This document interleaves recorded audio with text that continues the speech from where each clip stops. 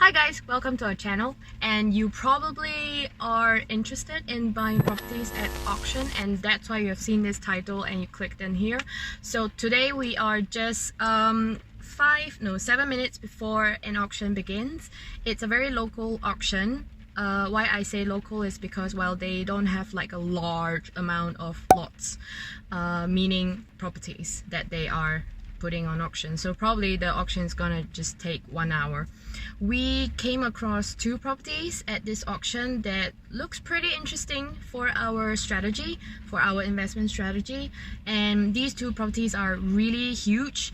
We've spent hours and hours, well, this chap spent hours and hours on his spreadsheets comparing our exit strategy. So there are so many things we can do.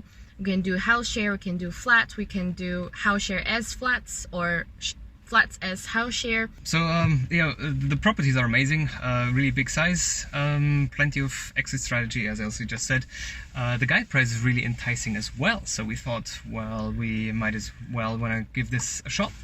But we came across a bit of a problem. So what's the problem? It's the title. We were working with our lawyer on this one to examine the title, and there's a little bit of an issue there, because the background of that property is it belonged to the council, and then the council sold it to a housing association which used it for social housing. And that was back in 2005. That was back in 2005, yeah.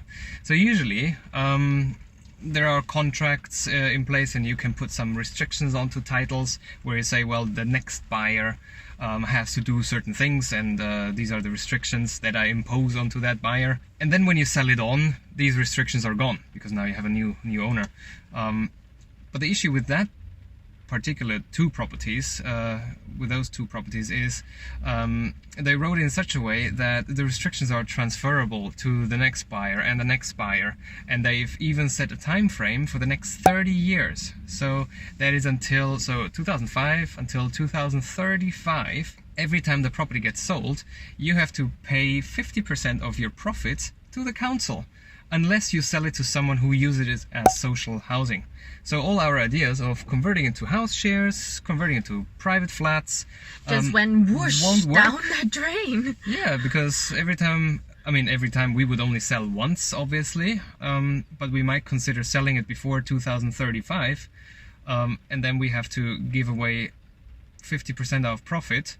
And not great. The next problem is, at the end of those 30 years, we first have to go and ask, can you now remove those restrictions? But how likely is it that a council says, oh yeah, no, we don't need those profits, we're just gonna remove it for you? I don't think that's gonna happen.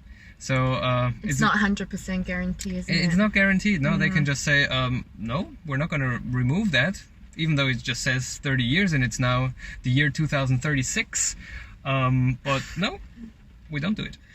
So yeah, that gave us it gave us the confidence of not buying these ones. Yes. Even though they're really big, spacious, exit strategies, really comfortable, good areas. Yes. But the council has a real interest in not giving you any profits from it. They want to have their share. And that's why we just go to the auction and want to see who buys it. Yeah. Who didn't do their research. So yeah, we really just want to be a bit nosy and see who ends up buying it.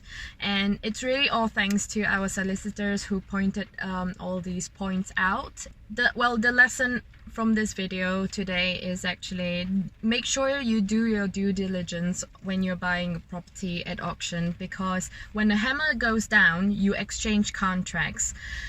You are legally bound to complete that sales transaction. So if you don't complete that sale within, say, 28 days given by the auction house, you would need to pay penalties, and you can't back out and stuff like that. So you have to do all your legal work, you have to do all your structural building survey, everything before the auction day. You need to go in really prepared. A lot of people, they don't do that, and I actually spoke to the auctioneer over the phone, questioning her regarding the title, the legal stuff before, and she wasn't sure. She didn't know of anything. She wanted to put us our lawyer in touch with the seller's lawyer, so obviously they were doing the correspondence, and that was picked up by our solicitor. So lesson here is really do your due diligence on the property that you plan to buy at auction.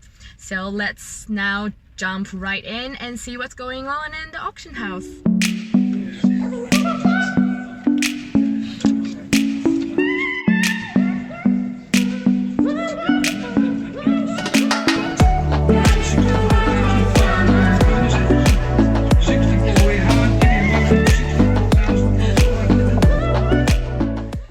Just out from the auction, and yeah, we stayed until one of the properties that we were eyeballing was sold, and our maximum bid was 140, and the final bid sold for 163. Way too much, considering that it's not a clean title, it's not a straightforward exit to get rid of the properties again. I wonder if the buyer knows about the title issues, but it's not ours. Yeah, I wish him luck, and I'm very keen to see what he does to the property, because just around the corner we have 2 projects going on. Well, one is now rented out and one is about to start this week, and I'm just really curious to see how he gets on with that property. Well, maybe we give you an update once we know more, and in the meantime we'll hunt for more auction properties. See you then. If you like this video, make sure hit the like button, subscribe, hit the bell so you get notified when we post new videos. Cut. We can always cut this.